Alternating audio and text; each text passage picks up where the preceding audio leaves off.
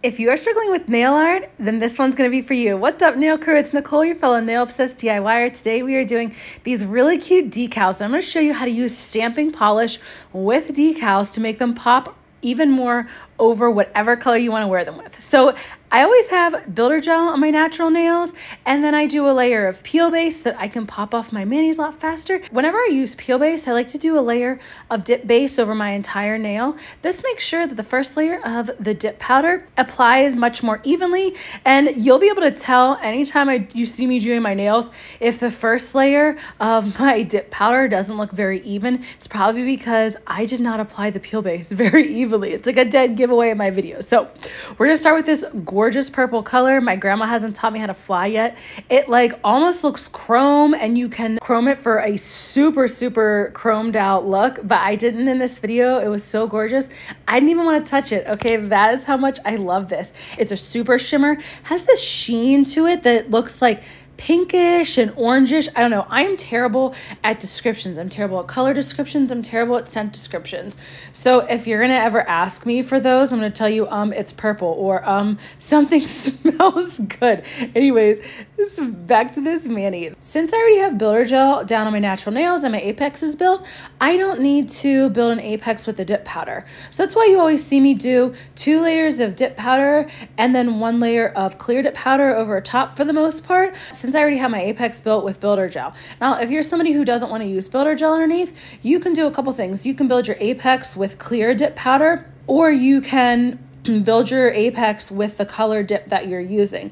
I personally like to build it with either builder gel or clear dip powder, because then I'm not worrying about putting too many layers of the color on my nail. I don't like how it looks when you do too many dips of the color. I really like to do no more than 2-3 max of the color dip. So for me, using builder gel or clear underneath is such a great option. Plus, if you're somebody who likes to use peel base, those are going to be great, that then you're not having to redo the base of your mani every single time you do your nails.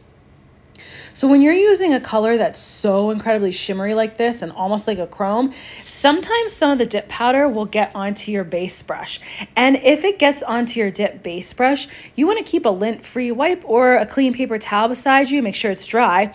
And every time you apply the dip base over top of the powder there, when you're doing a new layer or you're doing a new finger, then just quickly wipe it off on the lint-free wipe or the paper towel, and that's going to help keep your dip base brush from getting contaminated. And because it's so shimmery, you can see like the sheen to it on my actual skin is sticking there.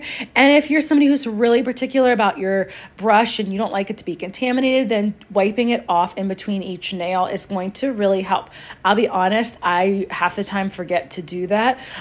So my dip bases typically get contaminated with multiple colors. So I try to keep a dip base for light solids, a dip base for dark solids, and then one for everything else, just because I tend to make such a mess when I dip my nails. Whether your nails are short or long, you always want to make sure you're applying the dip powder thinly. That's going to help keep your layers thin. And when you're dipping, you would rather have a greater number of dip layers that are thinner than less number of layers that are thick. If your layers are too thick, which means you applied your dip base too thick, the activator is going to have trouble hardening them. So you definitely don't want that to happen. You want your activator to be able to get all the way through the layers, and the activator can get through the layers even if you did like 5 or 6 layers. If you kept them thin, it shouldn't be a problem for your activator to get all the way through. Before I started using builder gel on my nails, I did clear as a base, and I would do like 2 to 3 layers of clear dip powder before I did my mani to build up my apex, before I did my color to build up my apex, and I never had any issues with the activator hardening as long as I put enough on. As always, I like to make sure that I top my color with a clear layer of clear dip powder, and I do that whether I'm using solids, shimmers, flakes, foils, glitters. I do it with everything as long as I'm using dip liquids. For me, it helps to really protect the color or the glitter or the flake or the foil, whatever I'm doing. It helps to protect that when I go to buff and shape and file. And if you're using good liquids and apply them thinly, you shouldn't have to do much buffing and shaping. But I still like to really protect it because I tend to sometimes like not even pay attention and like buff or file or shape a little bit hard, and it like goes into the clear dip powder. And so rather than hitting the color dip, I always just end up hitting the clear dip powder as long as I've put it over. If you're still struggling with basic application of your dips, then I have the solution for you. I just launched a really huge nail guide. It's called Dip Nails 101. It has everything I've learned and all the things I've researched and accumulated all the information over the past 4 years. It is super detailed instructions from prep to application to removal and any type of tip and trick I've learned. It's full of pictures. Each of the guides, I have one for dipping with dip liquids, one for dipping with gels, and then one for builder gel. Each one of them is over 45 pages. So make sure you check out the pinned comment, and it's in the description as well. If you are struggling, let me help you with way more detail than you're gonna get in any of the videos. After I finished doing my clear dip powder, I went through and brushed off the excess and then activated. And I made sure that I got into all the little nooks and crannies so that so that my entire nail would be fully hardened by the time the activator dries.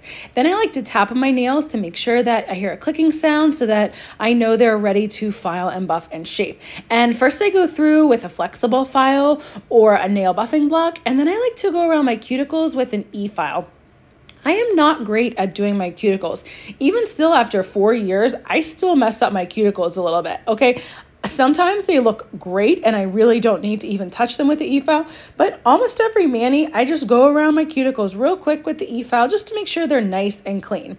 So let's jump into our really fun nail art using these adorable decals. And this is the first time I've used Dreadfully Dainty Designs. I absolutely love the decals now. I'm gonna order more for Christmas once that time comes. I want to do it with no gels for all my friends who can't use gels. And you saw me using little nail clippers to clip out the decal because I couldn't find any of my scissors, and I ended up just having to order a new set of like little tiny scissors off of Amazon. When I first applied this decal onto my nail, I wasn't thinking about it, and the decal is a clear decal. So when you're using a clear decal, those are best to use over white. They are not going to show up as much over another color. But I absolutely adored this little ghost, these vintage ghosts. So I'm like, I know what I can do. Let me just grab out some stamping polish, and we're going to color the back of the ghost so that I can wear it over this purple. So this is one of the easiest ways to do nail art. Cut yourself out a little decal, soak it in the water, slide it off the backing, and then put it onto a clear jelly stamper. Make sure it's dried. Then you can take white stamping polish and fill in the entire image. So it's even easier than doing reverse stamping because literally all you're doing is putting white polish over the back of the decal. So I drop some right onto the middle of the little ghost and then use a toothpick to spread it out. I know some people like to use dotting tools, but I am way too sloppy and way too clumsy to use a dotting tool. The dotting tools are just too big, even the really tiny ones. I don't know why. I get the best results with either doing the reverse stamping or coloring my decals with using toothpicks. Then you have to let that totally dry. You don't want the stamping polish to be wet when you apply it to your nail. So you're actually doing it like you're doing a reverse stamp, but without the work of having to pick up the stamping image initially. Then I'm going through my other 4 nails and I'm going to top them with dip liquids like I normally would. And when you're gonna skip a nail, you basically just want to pretend like you're doing that nail. So you continue to get the timing right with your dip liquids. I went through with my activator, did the same steps, and pretended like I was doing my ring finger, but didn't actually touch it with the brush. Now, I kind of probably rushed through each of the steps and didn't take as long as I would have for the other ones, but it was okay. I finished all of my steps for my top coating on my other 4 nails. Then I go in with my Maniology Sticky Base. And if you don't want to use gels, the Maniology Sticky Base is a perfect alternative for anyone who either can't use gels or doesn't want to. And I've been trying to use gels less, except for when I really want to use them because I don't want to develop an allergy. Yes, I use HEMA-free gels. I keep it off my skin. I wipe it off immediately, but I still like to be super, super cautious with gels. So I'm going to use non-gel alternatives as much as I can. And this was perfect. Then once the stamp was dry, you let your sticky base dry for maybe about 20 to 30 seconds, press the decal on, and then you can top it with Mana-LG Smudge Free Top Coat, and then I like to do Seche Vide over that. If you're ready to do some easy stamp nails, check out this next video. Thanks so much for joining me today, Nail Crew.